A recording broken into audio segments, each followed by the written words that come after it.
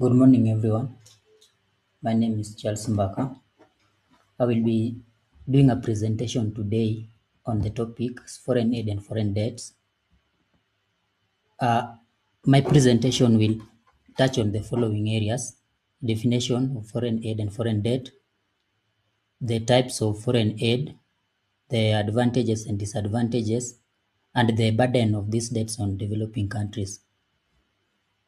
So, the first part here, foreign aid refers to financial assistance, or the financial assistance can be in terms of technical support, it can be in terms of military assistance, in terms of food supplies, or humanitarian help, like during disasters. This aid is given by one country to another, or by an international monetary fund, like international financial donors, or it can be like World Bank or IMF. So the reasons for giving these aids is to support development, reduce poverty, to provide infrastructure, or in case of response to emergencies like droughts and conflicts. So there are different types of foreign aid, basically four. The first one is bilateral, which is which is like aid from which is aid with one country to another. And we also have multilateral aid, which is given by institutions to a country. For example, World Bank or IMF or NGOs given to developing countries. Another one is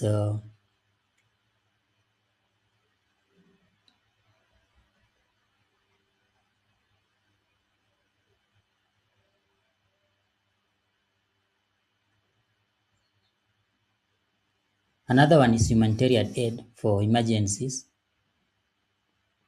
Another one is military support.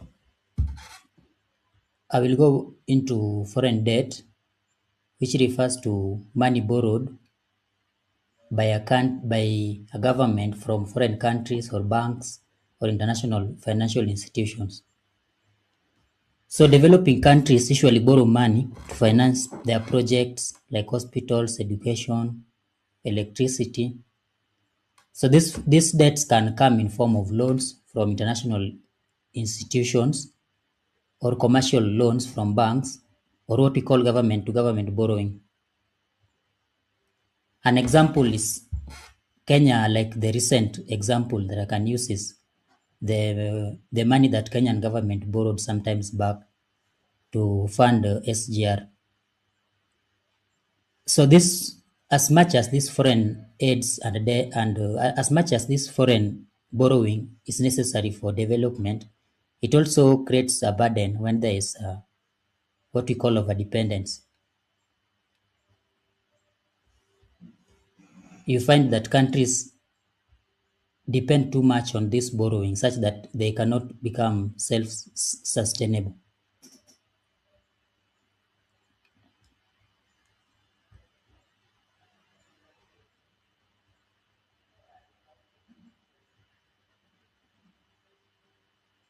So I will be looking at the advantages of foreign aid. So there are several advantages that I'll tackle some. So firstly, it promotes development by financing projects such as schools, hospitals, roads, and water systems. Secondly, these aids help in reduction of poverty and improvement of living standards in these developing countries. Like many countries, they benefit from food programs, healthcare services, and educational scholarship, which improve the lives of citizens in these countries. Another advantage is that these aids, they support what we call this. They provide support during disaster and emergency seasons, like during droughts when there are wars. it also, so in these instances where we have wars or droughts, they can provide what we call maybe food, medicine, or shelter. It depends on the kind of support that is given. Another advantage is it promotes technology transfer and skill development. So when this other, like when these countries, experts from these developed countries, when they come to developing countries, they can train other workers, or they can train youths to become better skilled. For example, we have agricultural aids. There's an example of agricultural aid programs in Ethiopia which have helped improve farming techniques and food production.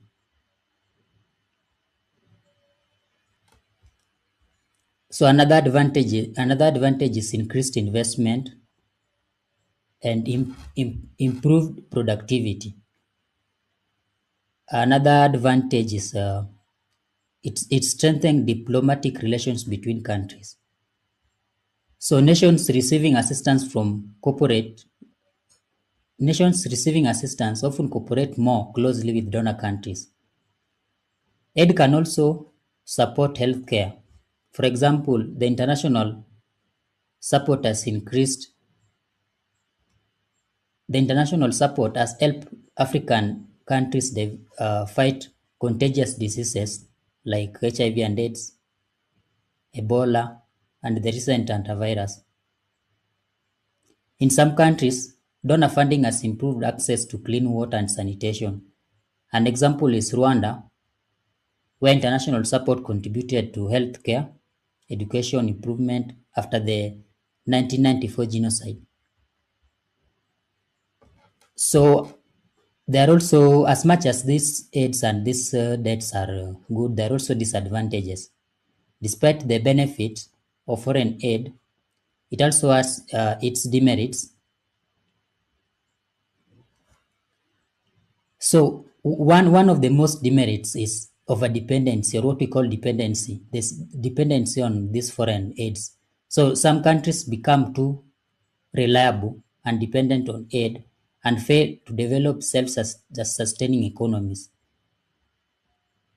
The second disadvantage is aid may encourage corruption when funds are misused by leaders or government officials. So you find the case where like there is an aid from developed countries to developing countries. Like the recent one in Kenya was the what we call the COVID billionaires. So the money was provided for support, but the leaders they didn't use it to help the citizens.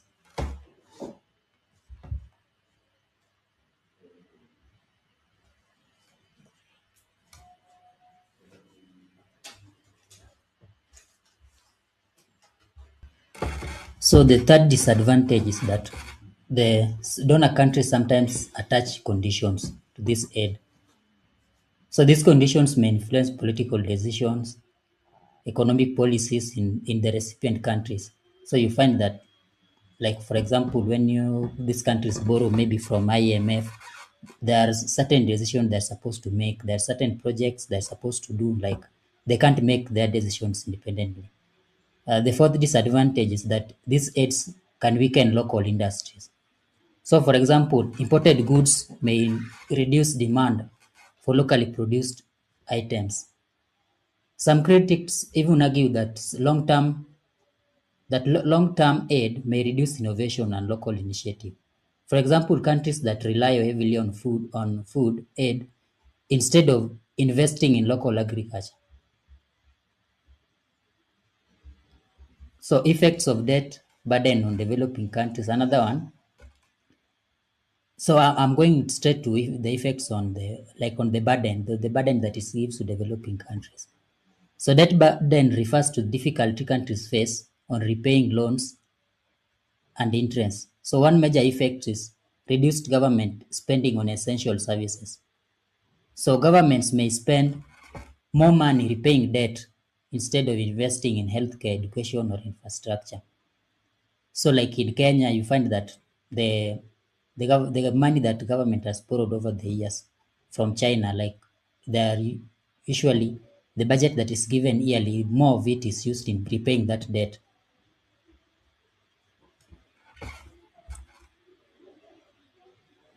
So another effect is increased taxation and inflation. Citizens may experience higher prices and economic hardship. Debt burden can also slow economic growth because investors lose confidence in highly indebted countries. Additionally, unemployment and poverty may increase when governments cut spending. For example, some African countries spend large percentage of national revenue on debt repayment instead of development projects. Another one is it can create political instability and social unrest. So when governments fail to meet citizens' needs due to the debt burden, it may result to protest. Dissatisfaction may also increase. Countries may also lose economic independence because lenders influence national policies. Another effect is currency depreciation. So heavy foreign debt can weaken local currency and increase import costs. A recent example is Zambia, which faced serious debt challenges and defaulted on the external debt repayment in 2020.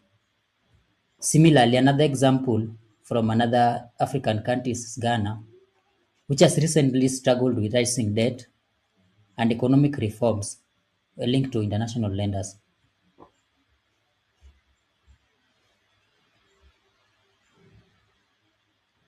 This dependency may reduce economic independence because government depends on donor decisions. In some cases, projects may stop entirely when donor funding ends because local systems are not strong enough to continue supporting them. Donor dependency may reduce government accountability to the citizens because leaders focus more on satisfying donors than their citizens. Another problem is uncertainty. Donor funding may decrease global economic crisis or political disagreements. For example, some NGOs and health programs in African countries struggle when international funding is reduced. The last part here will give the examples from developing countries. In Kenya, the foreign aids have helped finance projects like railways, roads, and energy projects. However, there are concerns that as these debts rise, there may be there may be overdependence. Another example from an African country is Nigeria, which has long received foreign aid for health and humanitarian support, especially in conflict-affected regions. Another example is Uganda and Tanzania, which have benefited from donor-funded education and healthcare programs. Outside Africa, there are countries like Pakistan, Bangladesh, which also depend on foreign aid and loans for development projects. This example shows that foreign aid and debt can support development, but they must be managed carefully. So, in conclusion, foreign aid and foreign debt may play important roles in developing economies. Foreign aid can improve healthcare, education, infrastructure, and emergency response. However, it may also create dependency, corruption, political influence. Thank you for listening. That is my presentation.